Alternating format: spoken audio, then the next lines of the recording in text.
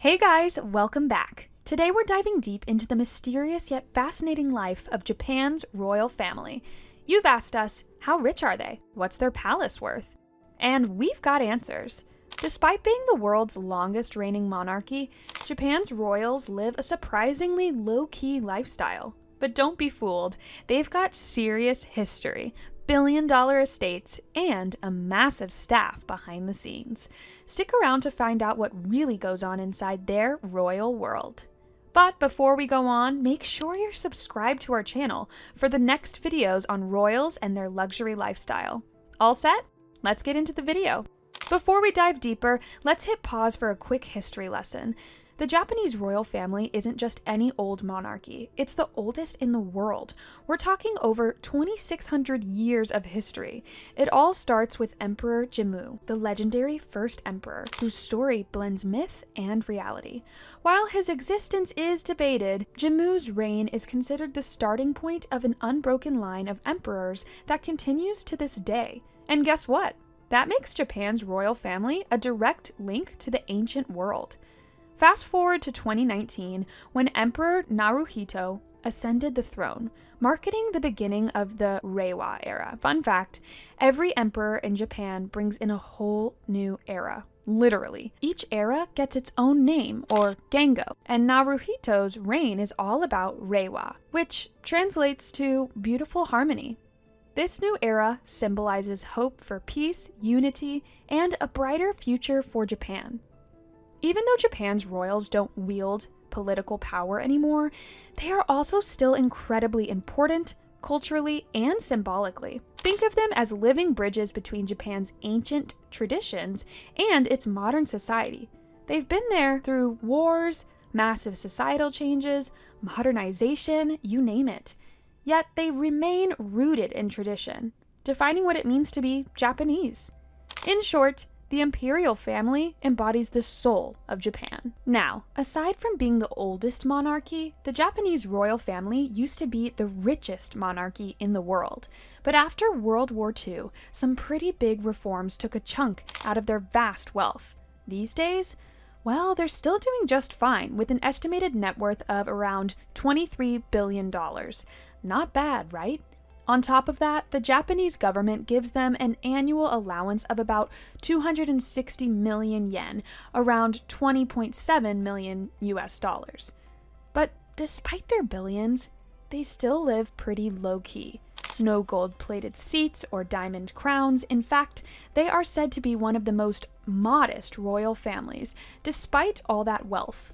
Most of their wealth comes from properties and cultural assets, so their lifestyle stays classy and far from flashy. They keep things traditional and focus on their role in public service and ceremonial duties. It's less about the money, more about the legacy. When it comes to royal homes, the Japanese imperial family is living large, but not in the gold everywhere kind of way. Their main residence, the Tokyo Imperial Palace, is a mind-blowing 1.15 million square meters. That's practically a mini city. We're talking lush gardens, clinics, a farm, and a ton of history packed into this estate. Designed by the legendary architect Shozo Uchi, this palace is more than just a home. It's the heartbeat of the imperial family's official events and ceremonies. Then there's the Kyoto Imperial Palace, which they use for ceremonial duties. Both of these palaces are massive, but don't expect over-the-top extravagance. Instead, everything is sleek, minimalistic, and steeped in tradition. It's the kind of place where you can literally feel the centuries of culture as you wander through the gardens or sip tea in one of the serene royal rooms. Classy and historical. If you're picturing the Japanese royal family pulling up in a fleet of flashy Bugattis or Rolls Royces, think again. The Japanese monarchy takes a more understated approach, and their ride of choice is a perfect reflection of that. The Toyota Century Royal. This isn't just any luxury car. It's a custom-made limousine that comes with a price tag of around $500,000. It's all class, no flash. Exactly what you'd expect from Japan's historical royals. It's built like a tank, but moves like a cloud. Basically, the ultimate royal ride. They've also got a few Nissan Prince Royal limousines for official functions. These aren't just cars, they're sleek, practical machines designed for maximum comfort and safety. Beyond the ultra-luxurious Toyota Century Royal and the Nissan Prince Royal, there are a few other notable rides in their fleet. One of the most iconic is the Rolls-Royce Corniche 3. While it may seem a little flashier than their usual choices, this classic car is used mainly for special occasions like parades or when they're escorting foreign dignitaries. It's a convertible, so it's perfect for those rare public appearances where the emperor or empress needs to be seen waving to the crowds. Another interesting car in the royal collection is the Honda Integra. Yes, you heard that right. Despite the royal status, the family isn't afraid to go practical when the situation calls for it. The Honda Integra is used for more day-to-day, less ceremonial duties, proving that the Imperial family has no problem mixing luxury with everyday functionality. While they've got the fancy limousines and the occasional Rolls-Royce for show, the Japanese royals seem to prefer cars that are as practical and elegant as they are. No excessive bling, just well-made vehicles that get the job done in style. You'd think being royalty means flying around in ultra-luxurious private jets, right? Well, not for the Japanese imperial family. While many royals have their own jets, the Japanese imperial family prefers to keep it grounded, literally. Instead of splurging on personal aircraft, they hitch a ride on the government's Japanese Air Force 1 and 2 when heading abroad. These planes aren't just for the emperor's family though. They can hold up to 140 passengers and are all about secure official business. Now, when the emperor and his family travel, it's a major event, but don't expect gold-plated interiors or over-the-top luxuries. These jets are built for the mission, not the glam. Even when they're flying across the globe, the imperial family stays true to their practical, no-fuss approach, sticking to their tradition of dignity, duty, and a dash of humility. It's royalty with a side of down-to-earth vibes. When it comes to royal weddings in Japan, they don't just go big, they go epic. Take Emperor Naruhito's wedding, for example. This wasn't your average royal affair. It was a full-on spectacle. Picture over 30,000 police officers on duty and a jaw-dropping price tag of 3.2 billion yen, roughly $260 million. Talk about the event of the century. Every single detail was a nod to Japan's rich history and traditions, and the entire country was buzzing with excitement. But it's not just about the glitz and glamour. These royal weddings are an economic powerhouse. Naruhito's big day alone injected 352 million yen, $20.8 million, into the economy.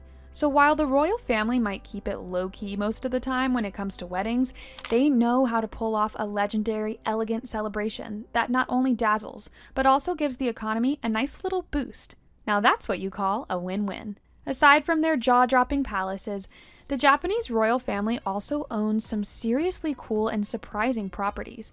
For starters, they've got Goryo Bokujo, a legit stock farm. Yep, you heard that right, a royal farm. This is where they raise horses and livestock, and no, it's not just for royal show and tell. We're talking about a working farm with over 30 different types of animals, including the emperor's prized horses. And then there's the Komobo Wild Duck Preserve, where things get really old school with traditional duck hunting ceremonies. Imagine the emperor out there hunting ducks. Kinda makes the whole royal thing a bit more adventurous, huh? These estates aren't just flexing royal wealth. They're a living piece of Japanese history. They're keeping ancient customs alive, like duck hunting, which somehow sounds way more dramatic when you picture emperors in the mix. And even if you're not into the whole hunting scene, you gotta admit, these properties show off Japan's deep respect for nature, ceremony, and tradition. Running the royal household is no small feat, so naturally, they got a small army of staff to keep everything in check. And when I say small army of staff, I'm talking about over 1,000 people. They've got it all: gardeners, chefs, chauffeurs, and even silkworm breeders. Yes, you heard that right, silkworm breeders. These little guys are responsible for producing silk used in the royal family's traditional garments. Fancy, huh? And the security? Oh, it's intense. The royal family has protection that costs a cool £48 million a year. Imagine the number of bodyguards they must have, probably more than Hollywood stars. All in all, keeping the royal family's homes, traditions, and safety intact is a full-time job for a whole lot of people. It's like running a super fancy historical hotel with real emperors. For a royal family that stays pretty low-key, they're actually super involved in public service. Emperor Naruhito, for instance, recently donated 50 million yen to help kids and support disaster relief efforts. Talk about putting your money where your mouth is, right? The family's always doing charitable work, but they like to keep it under the radar. No need for flashy press releases, they just get it done. When they're not at charity events, they're visiting disaster-stricken areas or supporting organizations that help out with national causes. Sure, they could live a life of luxury, but instead, they're all about staying humble and connecting with the people. For them, it's more about service than status. Kind of refreshing in a world full of over-the-top royals, don't you think? And there you have it, guys, the life of the Japanese royals. If you loved this video, make sure to like this video, subscribe, and hit that notification bell so you never miss an update. And hey, let us know in the comments, what surprised you the most about the Japanese royal family?